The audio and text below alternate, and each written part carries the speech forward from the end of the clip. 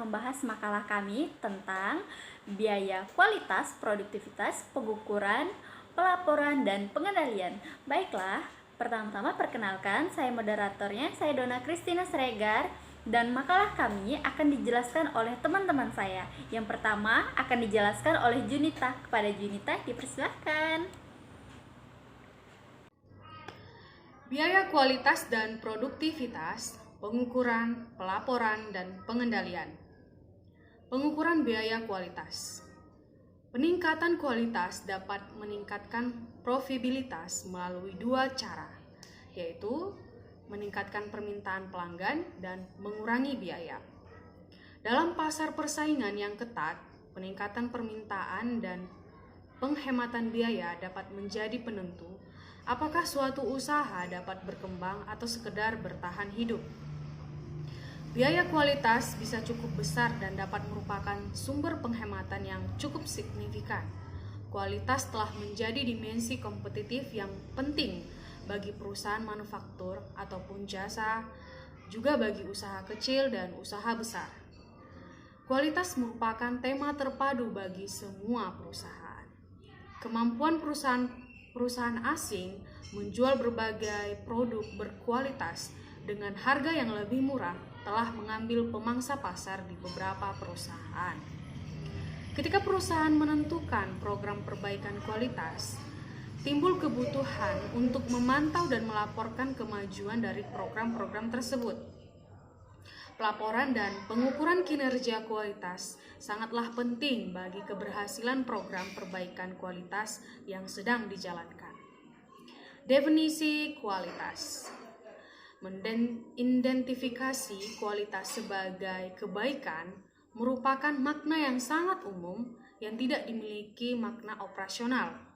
Dengan kata lain, kualitas adalah kepuasan pelanggan.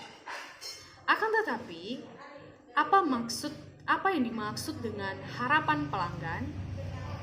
Harapan pelanggan dapat digambarkan melalui atribut-atribut kualitas yang sering disebut dengan dimensi kualitas. Jadi, produk atau jasa yang berkualitas adalah yang memenuhi atau melebihi harapan pelanggan yang terdapat dalam 8 dimensi. Pertama, kinerja atau performance. Kedua, estetika, aestheticness. Ketiga, kemudahan perawatan dan perbaikan, serviceability. Yang keempat, features. Yang kelima, keandalan atau reliability. Yang keenam, tahan lama, durability. Yang ketujuh, ada kualitas kesesuaian, quality of conformance. Yang kedelapan, ada kecocokan penggunaan, fitness for use. Nah, kinerja mengacu pada konsistensi dan beberapa baik dari fungsi-fungsi sebuah produk dalam jasa. Prinsip tidak dapat dipisahkan mengandung arti bahwa jasa dilakukan secara langsung di hadapan pelanggan. Jadi, dimensi kinerja untuk jasa dapat didefinisikan lebih jauh sebagai atribut daya tanggap, kepastian, dan empati. Daya tanggap atau responsiveness adalah keinginan untuk membantu pelanggan dan menyediakan pelayanan yang konsisten, yang bersifat segera. Kepastian atau assurance mengacu pada pengetahuan dan keramahan karyawan serta kemampuan mereka untuk membangun kepercayaan dan keyakinan pelanggan. Terima kasih. Terima kasih Junita. Baiklah, materi selanjutnya akan dijelaskan oleh Dewi Kristina. Kepada Dewi, dipersilahkan. Biaya, kualitas, dan produktivitas pengukuran, pelaporan, dan pengendalian.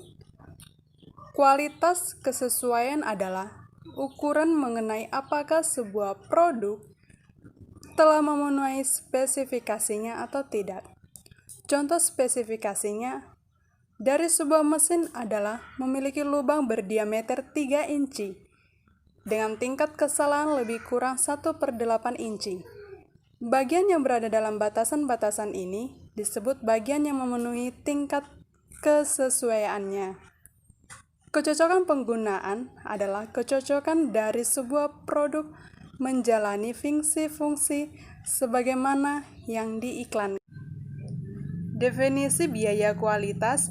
Biaya kualitas adalah biaya-biaya yang timbul karena kemungkinan atau telah terdapat produk yang buruk kualitasnya. Definisi ini mengimplementasikan bahwa biaya kualitas berhubungan dengan dua subkategori dari kegiatan-kegiatan yang terkait dengan kualitas kegiatan pengendalian dan kegiatan karena kegagalan. 4 kategori biaya kualitas adalah sebagai berikut. Yang pertama, biaya pencegahan. Terjadi untuk mencegah kualitas yang buruk pada produk atau jasa yang dihasilkan. Yang kedua, biaya penilaian terjadi untuk menentukan apakah produk jasa telah sesuai dengan persyaratan atau kebutuhan pelanggan. Yang ketiga, biaya kegagalan internal. Terjadi karena produk dan jasa yang dihasilkan tidak sesuai dengan spesifikasi atau kebutuhan pelanggan. Yang keempat, biaya kegagalan eksternal. Terjadi karena produk dan jasa yang dihasilkan gagal memenuhi persyaratan atau tidak memuaskan kebutuhan pelanggan setelah produk disampaikan kepada pelanggan. Terima kasih. Materi selanjutnya akan dijelaskan oleh Mika Afek Kudadiri. Kepada Mika dipersilahkan. Bagian C, yaitu biaya kegagalan internal, terjadi karena produk dan jasa yang dihasilkan tidak sesuai dengan spesifikasi atau kebutuhan pelanggan. Contoh dari kegagalan internal yaitu sisa bahan, pekerjaan ulang, penghentian mesin, pemeriksaan ulang, pengujian ulang, dan perubahan biaya.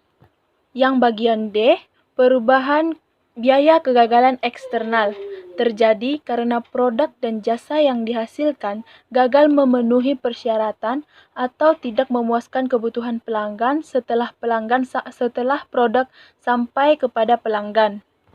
Contoh lainnya dari biaya kehilangan penjualan karena kinerja produk yang buruk serta rektur dan potongan penjualan karena kualitas yang buruk. Mengukur biaya kualitas. Biaya kualitas bisa juga diklasifikasi sebagai biaya yang dapat diamati atau tersembunyi. Biaya kualitas yang dapat diamati adalah biaya-biaya yang tersedia atau dapat diperoleh dari catatan akuntansi perusahaan. Meskipun mengestimasi biaya kualitas yang tersembunyi sulit dilakukan, ada 3 metode yang disarankan untuk tujuan tersebut, yaitu 1. Metode penggalian. Metode penggalian mengonsumsi total biaya kegagalan adalah hasil penggalian dan dari biaya-biaya kegagalan yang diukur. Dan yang kedua, metode penelitian pasar. Metode penelitian pasar formal digunakan untuk menilai dampak kualitas yang buruk terhadap penjualan dan pangsa pasar. Dan yang ketiga, fungsi kerugian kualitas Tagwitch. Definisi tanpa cacat tradisional mengasumsikan bahwa biaya kualitas yang tersembunyi hanya terjadi atas unit yang menyimpang dari atas spesifikasi atas dan bawah. Fungsi kerugian tersebut mengasumsikan bahwa setiap penyimpanan dari pasar target dari nilai target suatu karakteristik kualitas dapat menimbulkan biaya kualitas tersembunyi. Selanjutnya, biaya kualitas tersembunyi meningkat secara akurat pada saat aktual penyimpanan dari nilai target. Terima kasih. Baiklah, materi selanjutnya akan dijelaskan oleh Pilihan Ansori. Kepada Pilihan Ansori, silakan. Baik teman-teman, saya akan melanjutkan materinya. Sebelumnya perkenalkan, nama saya Pilihan Ansori Pulungan. Materinya pelaporan informasi biaya kualitas. Sebuah sistem pelaporan biaya kualitas memiliki arti penting bagi perusahaan yang menaruh perhatian serius terhadap perbaikan dan pengendalian biaya kualitas. Laporan biaya kualitas, pentingnya biaya kualitas terhadap bagi keuangan perusahaan dapat lebih mudah dimulai dengan menampilkan biaya-biaya kualitas sebagai persentase dan penjualan aktual. Pandangan tambahan mengenai distribusi relatif biaya kualitas dapat dibuat dengan membuat bagian lingkaran. Fungsi biaya kualitas. Pendapat kualitas yang dapat diterima mengasumsikan bahwa terdapat perbandingan berbalik antara biaya pengendalian dan biaya kegagalan. Ketika biaya pengendalian meningkat, biaya kegagalan seharusnya turun. Fungsi biaya kualitas, pandangan cacat 0. Sudut pandang AQL didasarkan pada definisi produk cacat tradisional. Dalam pengertian klasik, sebuah produk dikatakan cacat apabila kualitasnya berada di luar batas toleransi suatu karakteristik kualitas. Menurut pandangan ini, biaya kegagalan timbul hanya jika produk tidak sesuai dengan spesifikasi dan terdapat perbandingan terbaik optimal antara biaya kegagalan dan biaya pengendalian. Pandangan AQL mendukung diproduksinya sejumlah barang cacat tertentu. Sifat dinamis biaya kualitas, ketika perusahaan menambah biaya pencegahan dan penilaian serta menurunkan biaya pencegahan penilaiannya. Sebagai contoh, sebuah perusahaan memutuskan untuk memperbaiki kualitas input bahan bakunya melalui penerapan program seleksi pemasok. Tujuannya adalah mengidentifikasi dan menggunakan pemasok yang bersedia memenuhi standar kualitas tertentu. Ketika perusahaan mulai menjalankan program tersebut, biaya tambahan mungkin terjadi. Misalnya, peninjauan data-data pemasok, komunikasi dengan pemasok, negosiasi kontrak, dan lain-lain. Strategi untuk menekan biaya kualitas cukup sederhana, yaitu pertama, lakukan serangan langsung terhadap biaya kegagalan untuk memaksanya menuju titik nol. Yang kedua, lakukan investasi pada kegiatan pencegahan yang tepat untuk menghasilkan perbaikan. Ketiga, kurangi biaya penilaian sesuai dengan hasil yang dicapai. Dan yang terakhir, lakukan evaluasi secara berkelanjutan dan arahkan kembali upaya pencegahan untuk mendapatkan perbaikan lebih lanjut. Strategi ini didasarkan pada premis berikut ini. Pertama, setiap kegagalan selalu ada akar penyebabnya. Kedua, penyebab dapat dicegah. Dan terakhir, pencegahan selalu lebih murah. Terima kasih. Materi selanjutnya akan dijelaskan oleh Septiana Uli. Pada Septiana, dipersilahkan. Manajemen berbasis kegiatan dan biaya kualitas optimal. Manajemen berbasis kegiatan atau biasa disebut sebagai Activity Based Management dan dapat disingkat sebagai ABM, mengklasifikasikan berbagai kegiatan sebagai bernilai tambah dan tidak bernilai tambah, serta hanya mempertahankan kegiatan-kegiatan yang memberikan nilai tambah. Prinsip ini dapat diaplikasikan pada kegiatan-kegiatan yang berkaitan dengan kualitas. Kegiatan-kegiatan kegagalan dan penilaian serta biaya-biaya yang terkait tidak menghasilkan nilai tambahan dan harus dihilangkan. Kegiatan pencegahan yang dilakukan secara efisien dapat diklasifikasikan sebagai kegiatan bernilai tambah dan perlu dipertahankan. Meskipun demikian, pada awalnya kegiatan pencegahan mungkin tidak dilakukan secara efisien dan pengangguran kegiatan serta pemilihan kegiatan dapat digunakan untuk mencapai sasaran nilai tambahan yang diinginkan. Selanjutnya ada analisis tren. Laporan biaya kualitas menunjukkan jumlah dan distribusi biaya kualitas di antara keempat kategori, sehingga menunjukkan peluang untuk perbaikan kualitasnya. Setelah ukuran-ukuran peningkatan kualitas tersebut ditentukan, ada hal penting bagi perusahaan untuk menentukan apakah biaya kualitas telah berkurang sebagaimana yang telah direncanakan. Dengan menggambarkan biaya kualitas sebagai presentasi dari penjualan, maka keseluruhan tren program kualitas dapat kita nilai. Tahun pertama yang digambarkan adalah tahun sebelum implementasi program perbaikan kualitas. Di samping ini ada sebuah tabel dan kita anggap sebagai perusahaan yang telah mengalami hal-hal berikut. Di tahun 2004, biaya kualitas dari perusahaan tersebut senilai 440.000 US dollar. Untuk penjualan aktualnya sekitar 2.200.000 US dollar dan sebagai presentasinya itu sekitar 20%. Di tahun 2005, biaya kualitasnya menurun menjadi 423.000 US dollar. Penjualan aktualnya meningkat menjadi 2.350.000 US dollar dan untuk presentasinya menurun menjadi 18%. Di tahun 2006, biaya kualitasnya menurun kembali menjadi 412.500 US dollar, sedangkan penjualan aktualnya semakin meningkat menjadi 2.800.000 US dollar. Untuk presentasinya menurun menjadi 14%. Di tahun 2007, biaya kualitasnya menurun kembali di angka 392.000 US dollar dan untuk penjualan aktualnya 2.800.000 US dollar dan untuk presentasinya 14%. Dan terakhir di tahun 2008, biaya kualitasnya menjadi 280.000 US dollar dan untuk penjualan aktualnya senilai 2.800.000 US dollar dan untuk presentasinya itu 10%. Untuk penggunaan informasi biaya kualitas, tujuan utama dari pelaporan biaya kualitas adalah untuk memperbaiki dan mempermudah perencanaan, pengendalian, dan pengambilan keputusan manajerial.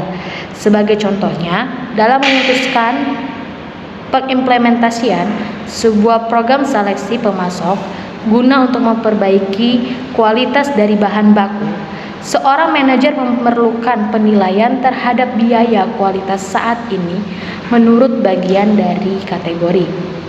Penilaian tambahan yang dibutuhkan berkaitan dengan program tersebut dan penilaian terhadap proyeksi penghematan menurut jenis dan kategorinya. Selain itu, perlu juga dibuat proyeksi kapan biaya dan penghematan tersebut akan terjadi. Setelah dampak-dampak tunai diproyeksikan, maka analisis penganggaran modal dapat dilakukan untuk menilai manfaat program yang diusulkan. Jika hasilnya menguntungkan dan program mulai dijalankan, maka menjadi penting untuk pemantau program dan menggunakan pelaporan kinerja standar. Penggunaan informasi biaya kualitas untuk keputusan implementasi program kualitas dan untuk mengevaluasi efektivitas program tersebut setelah diimplementasikan hanya merupakan salah satu potensi penggunaan dari sistem biaya kualitas. Terima kasih. Baiklah, materi terakhir akan dijelaskan oleh Dewi Aprilia. Yuk kita simak materi yang akan dijelaskan oleh Dewi Aprilia. Baiklah, saya akan melanjutkan materi mengenai produktivitas, yaitu pengukuran dan pengendalian. Produktivitas berkaitan dengan memproduksi output secara efisien dan secara spesifik, mengacu pada hubungan antara output dan input yang digunakan untuk memproduksi output. Efisiensi produktif total adalah suatu titik di mana dua kondisi terpenuhi, yaitu pada setiap bauran input untuk memproduksi output tertentu, tidak satu input pun yang digunakan lebih dari yang diperlukan untuk menghasilkan output. Dan atas bauran-bauran yang memenuhi kondisi pertama, dipilih bauran dengan biaya terendah. Kemudian ada pengukuran produktivitas parsial. Pengukuran produktivitas parsial disebut juga dengan pengukuran produktivitas untuk satu input pada suatu waktu. Produktivitas dari satu input tunggal biasanya diukur dengan menghitung rasio output terhadap input. Rumusnya dapat kita ketahui yaitu rasio produktivitas sama dengan output dibagi dengan input. Keunggulan dan kelemahan ukuran parsial. Keunggulannya yaitu mudah diinterpretasikan oleh semua pihak dalam perusahaan, sehingga ukuran tersebut mudah digunakan untuk menilai kinerja produktivitas dari karyawan operasional. Kelemahannya ada dua, yaitu adanya kemungkinan terjadinya trade-off, menyebabkan perlu adanya ukuran produktivitas total untuk menilai kelebihan berbagai keputusan produktivitas. Kelemahan yang kedua yaitu adanya kemungkinan terjadinya trade-off, maka ukuran produktivitas total harus mempertimbangkan konsekuensi keuangan agregat dan oleh karena itu haruslah dalam bentuk sebuah ukuran keuangan. Pengukuran produktivitas total. Pengukuran produktivitas dari seluruh input disebut pengukuran produktivitas total. Pengukuran produktivitas total dapat didefinisikan sebagai pemokusan perhatian pada beberapa input secara total, menunjukkan keberhasilan perusahaan secara total.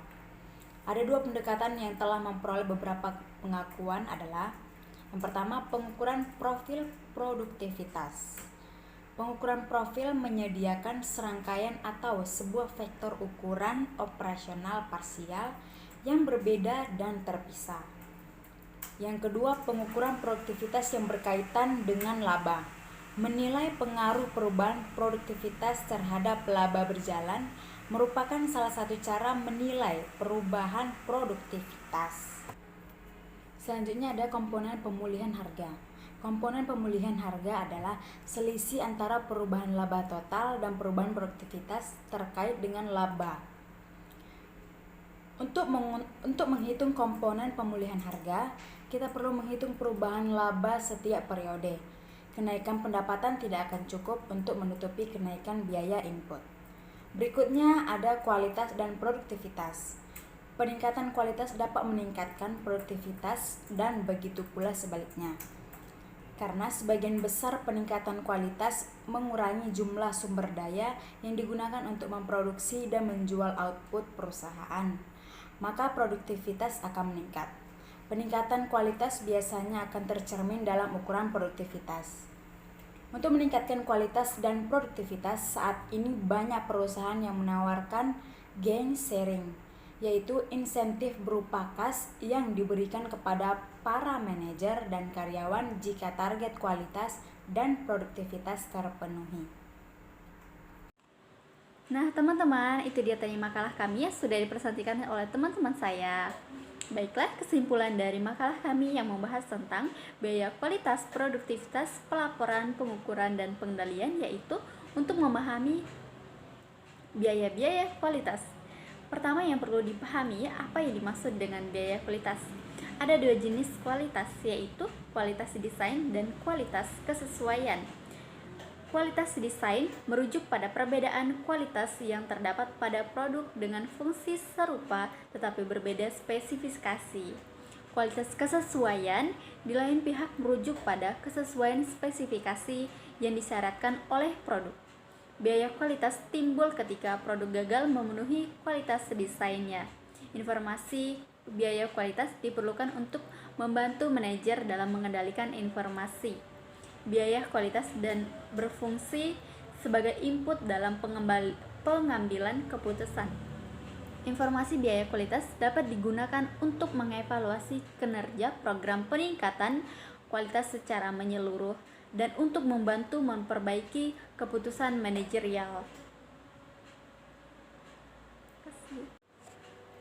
Demikianlah hasil dari diskusi kami kelompok 5 yang membahas tentang biaya kualitas, produktivitas, pengukuran, pelaporan, dan pengendalian. Semoga ilmunya bermanfaat buat kita semuanya. Dan jangan lupa subscribe, like, komen, dan share. Terima kasih.